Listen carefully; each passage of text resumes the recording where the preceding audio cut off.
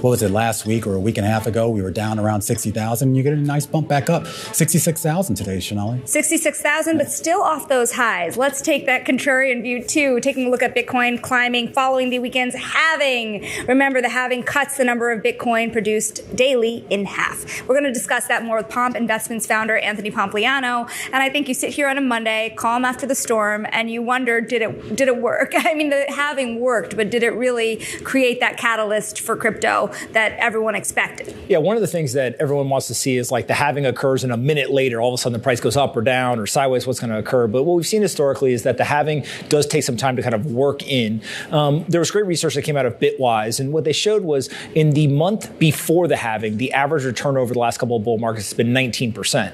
In the month after the halving, it's been 1.7%. So you'd say, oh, if I look at it as a 30-day before, 30-day after, it doesn't really matter.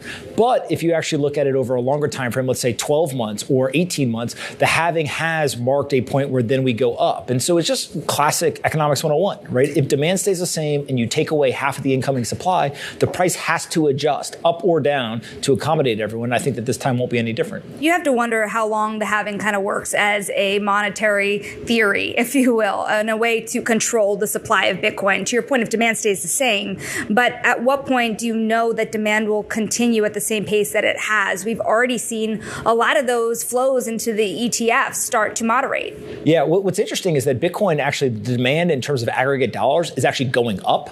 And so what you would look at is you say, oh, there's lots of people who already own Bitcoin. Who else is going to buy Bitcoin? Well, the biggest pools of capital are still left. And so if you look at some of these large sovereign wealth funds, et cetera, the ETFs introduce a way for them to actually get price exposure without taking control of the Bitcoin. So you can imagine there's certain countries around the world that if all of a sudden they were buying Bitcoin, taking self-custody, people would be asking some questions. Why are you doing that, right? Why are you taking your central bank reserves and getting it out of these other assets that the U.S. likes you to have it in? And so I do think that the ETFs will allow that price exposure. There are sovereign wealths that are going to go ahead and allocate to it. The question is just how much higher will Bitcoin go in this bull market? And that's what everyone's trying to figure out. There was a lot of talk before we sort of ended up in this new bull market. There was a lot of talk about regulation, right? Of course, you got whatever the SEC was trying to do. And then you had other regulators across the world basically trying to clamp down on this.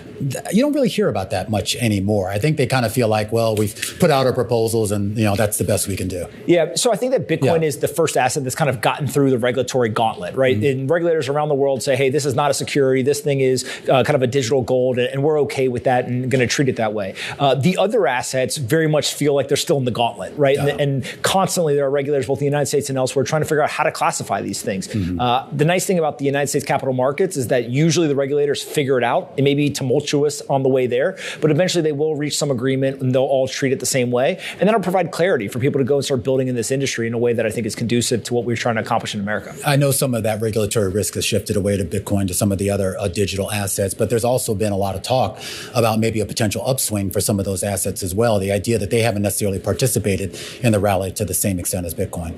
One of the most interesting things that people kind of wake up to coming out of the crypto world is there might be more degens on Wall Street than there are in the crypto world, right? If you say to someone, hey, you can get 10x leverage, if you say that there's 100x opportunity, there's a lot of people in suits and ties that are going to pay attention. Yeah. And so I do think that we like to have a black and white world and say, oh, like all the risk takers over here in crypto, all of the smart money is on Wall Street. But naturally, there are just as many risk takers, if not more, on Wall Street. And so what I think is now going to be a big narrative going over the next 12 months, how do those investors get access to those assets, right? And so you're going to see altcoin ETFs. You're going to see them start to create all kinds of different funds in the private markets, closed end, open end, et cetera, where they are going to try to get at these assets that they believe are asymmetric because they want returns. And there's not that many returns in other asset classes. Anthony, I know you invest kind of across asset here. Do you think that at this point you would put more money into Bitcoin versus the big tech giants? Or do you start to take some chips off the table in Bitcoin as somebody who's been a traditional crypto investor and invest in normal way markets?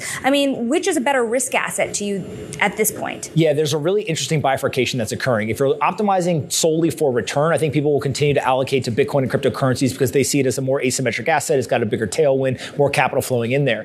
One of the things that people are not talking about yet, though, is people in the crypto industry who have built wealth up, when they go to a bank and they want to get a mortgage, they want to get some sort of loan, et cetera, the banks write their crypto assets to zero. And so now all of a sudden, if you show up and let's say you have $10 million of crypto and you have $100,000 in the bank says you're worth $100,000. And so what I do see a lot of people in the crypto world is they're starting to diversify slightly, not a ton, but slightly, because they're trying to actually say, look, I'm going to get married. I'm going to get, kids. I'm going to try to buy a house. I got to go kind of live my life. And so I think it's going to be very interesting. The wealth generation in crypto starts to seek into these other asset classes. And can they do that, though? Can they sort of provide that without actually giving up control or basically giving up ownership? So this is where we're never going to have a competition, right? Yeah. Obviously, the legacy folks, if you go talk to the banks, their official position is, hey, we don't touch those assets. The younger people in the banks, they want these people to be able to interface with their financial services, et cetera. But right now, you've got to sell the crypto to be able to get fiat or kind of traditional assets put into the bank. Yeah. What I do think is happening, though, is there's people in the crypto world who say, well, why don't we just go offer those same financial services and we'll touch the crypto. You won't have to sell it.